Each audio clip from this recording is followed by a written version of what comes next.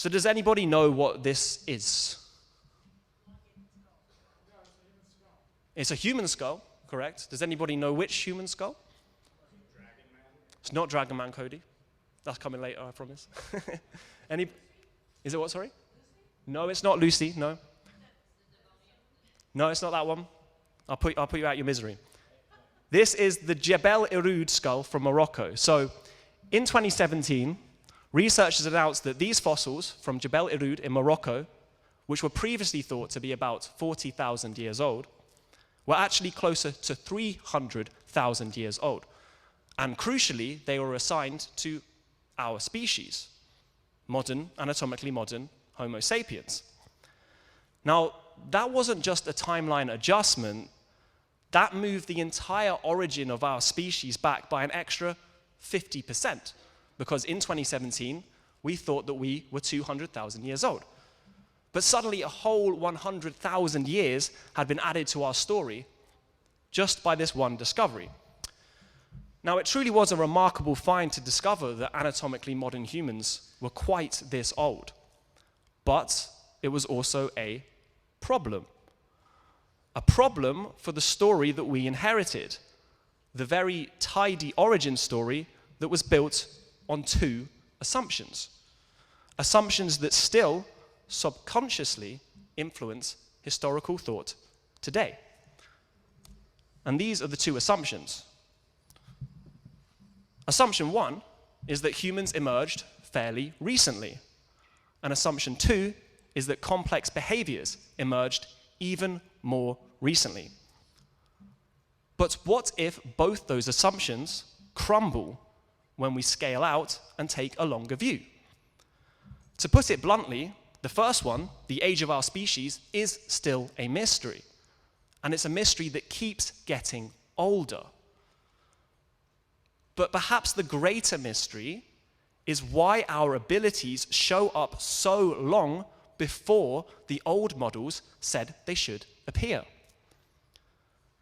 That disconnect, the disconnect between when we think humans emerged and when humans start acting like humans, is the foundation for everything that I'm going to be talking about today.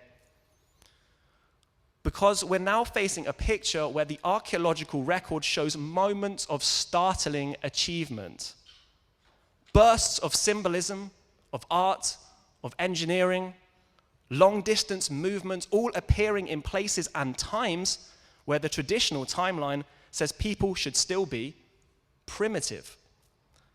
And whenever you see a pattern like that, a capability showing up long before its supposed evolutionary context, you have two choices. You can call it an anomaly, or you can accept that perhaps the model is wrong. Now, for decades, what conventional academia did was call them anomalies, and those anomalies were simply brushed aside. Not necessarily intentionally, not necessarily conspiratorially, almost understandably, because science needs structure, it needs models, it needs frameworks that help us interpret evidence. But the danger comes when the framework becomes so familiar that the evidence starts being shaped to fit it, rather than the other way around. And that's why I want to frame this whole talk around one thing, which is that the story of human origins is no longer a straight line. Instead, it's a horizon that we keep on expanding. And with that expansion comes a broader implication, one that academics rarely say out loud. If modern humans, or human-like intelligence, stretch back much further in time than our textbooks have traditionally suggested, then we must accept the possibility that large portions of our story are missing. Not because anybody hid them, but because time is brutal. And because our Earth is extremely good at erasing. We're talking about hundreds of thousands of years, potentially millions of years, of a mind like ours existing. What are the implications of that? We are an extraordinary old lineage living on a planet that is extraordinarily efficient at wiping its own surface clean. And that combination should humble us. So today, the first of these assumptions has been thoroughly disproven. Even the most conservative academic accepts that our species is at the very least 300,000 years old. But the second, the emergence of complex behavior, is still up for debate.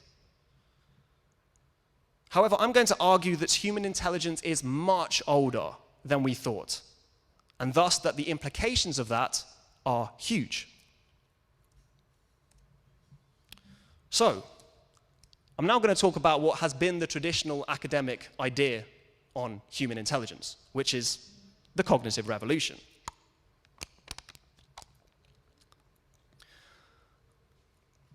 For most of the 20th century and well into the 21st, the dominant story of human intelligence rested on a single but very powerful idea, the cognitive revolution.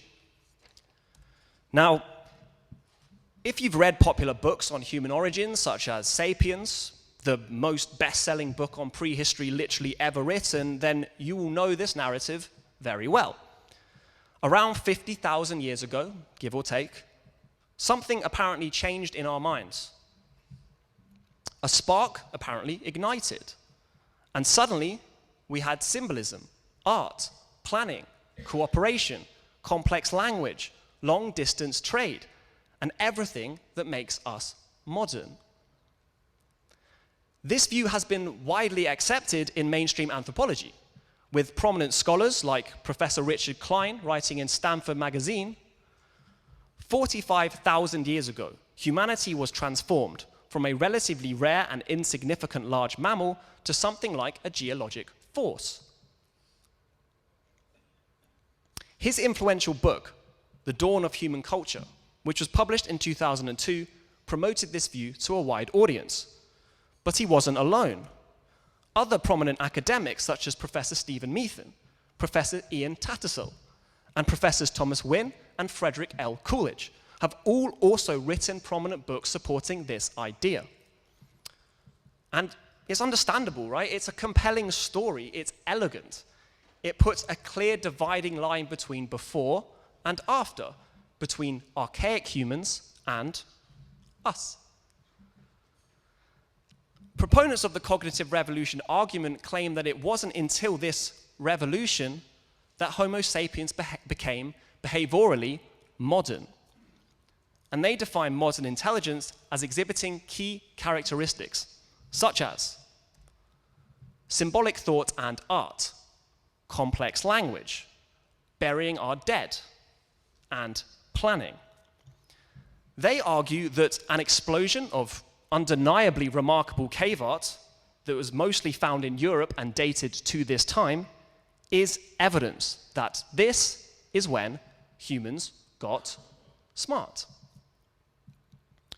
And for a long time, it did seem supported by the evidence. After all, the earliest widely accepted figurative art, elaborate burials, and ornaments did cluster around that 40 to 50,000 years ago mark. In Europe especially, there is a sudden explosion of beautiful cave paintings, carved figurines, shell beads, bone needles, long-distance raw materials transport, all the things archaeologists love as indicators of complex cognition at this time. So the field did what fields often do when confronted by an appealing and simple explanation. It built an entire intellectual structure around it. In this structure, before 50,000 years ago, humans were cognitively limited. After 50,000 years ago, humans suddenly became symbol makers, planners, and thinkers. Modernity was tied to this specific moment in time, and other human species were assumed to be less capable by default. The cognitive revolution model became so embedded that for decades, any sign of symbolic behavior earlier than this date, this 50,000 years ago date, was labeled as an anomaly or dismissed outright. And it's not hard to see why. This model had narrative power. It made sense to the public. It provided a dramatic turning point, the kind of moment historians love to anchor a story around. It turned intelligence into a single, decisive event. But elegant stories have a habit of failing when new evidence accumulates.